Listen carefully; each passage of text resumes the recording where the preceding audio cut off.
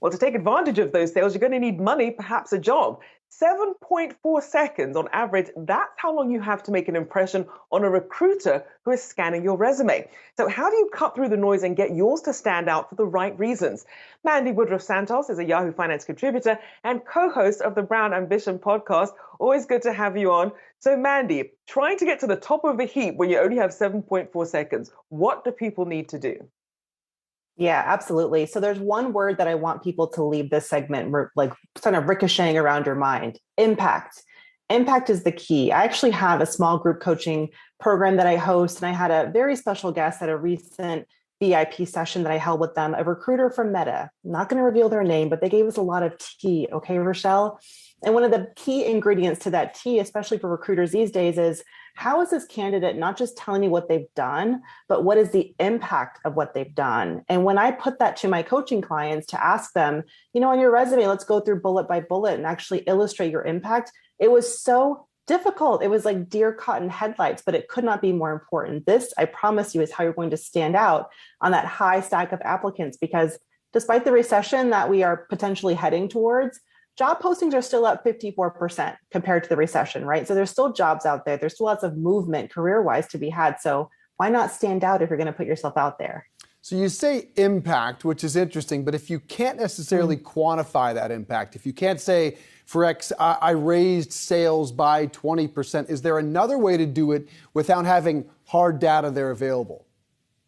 Yeah, absolutely. And you know what? It's really especially important for jobs that are typically held by women, because as some of my coaching clients and others have pointed out to me, those jobs don't always come with hard and fast, results like a sales job. So I'm glad that you asked that. One of the best things I can think of is sit down and think, can I measure this impact based on a survey of sentiment? Can you actually survey your team and ask, how did you feel about this project going into it? How do you feel about it now? When I was a senior leader, I realized I was actually doing a lot of stuff, but there was no baked in way to measure it. So I sat down with my manager and I said, I'm going to create a scorecard for the content that we're creating, and I'm going to start giving ourselves a grade, and then I'm going to start sharing that grade. And all of a sudden, that scorecard that I created became the de facto way to measure the success of my team. So I really encourage any workers, maybe if it's not completely apparent to you how you measure it, sit down with a leader in your company or even some trusted colleagues and say, how can we actually, if it's not already in existence, how can we create a way to measure our own success? Not only is that great for your resume, but it's also great if you're just trying to make a case for a raise or a promotion too, right?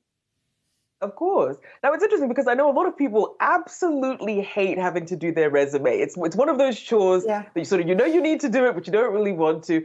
How should people go about that, especially when you factor in things like artificial intelligence, sort of scanning for certain keywords and things to look for in resumes? Yeah, I love the expression, just keep it simple. Keep it simple always. The fancy formatting, the columns and the lists and all of that, you kind of become popularized with resumes these days.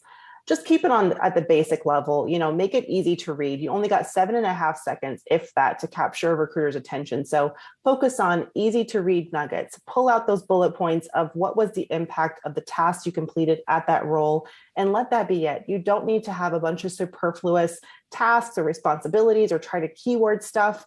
Now, I will say, I think what bothers people is when they try to have one resume and try to fit a square peg into a round hole with other jobs they're applying for.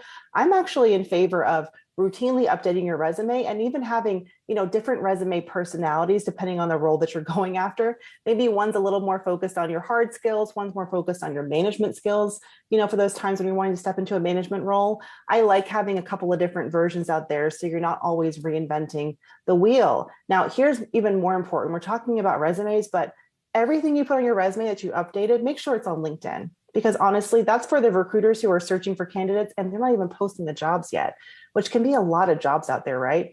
So I'm in favor of always be passively job searching. Make sure your LinkedIn matches your resume so that folks can actually find you for the jobs that they want, or the jobs that you want, rather. Mandi, the Great Resignation changed labor, as we know. The last 6 months, people are just job hopping. That's become the popular term.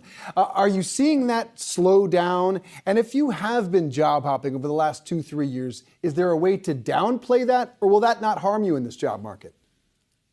Yeah, can we find another way to say it besides job hopping? I don't know. But there's still about 4 million people who quit their jobs in the most recent data. Now we need data for June and possibly even May. I'm curious to hear what those numbers look like. But yeah, 4 million are still quitting their jobs, and there's still millions more jobs that are open. So although we are heading into recession territory, perhaps, I'm not here to fearmonger, but perhaps we're heading there, there's still a lot of signs that people are able to make really juicy, meaningful career moves and get new opportunities. The way to now get, to answer your question, the way to kind of get around that stigma, potentially the stigma of job hopping, is to just tell the truth. Have a story to tell the recruiter or the hiring manager about why you've left so soon or relatively soon, and just make it make sense for them. Was it for more opportunities for growth? Was it because you found you were being undervalued compensation wise for a long time? They'll understand that, but don't let them make up a story in their minds about why you've quit. Just tell them the truth at the end of the day. Boy, we could continue this conversation all day. Thanks so much, Mandi Woodruff-Santos. Great information for everybody. Thanks again.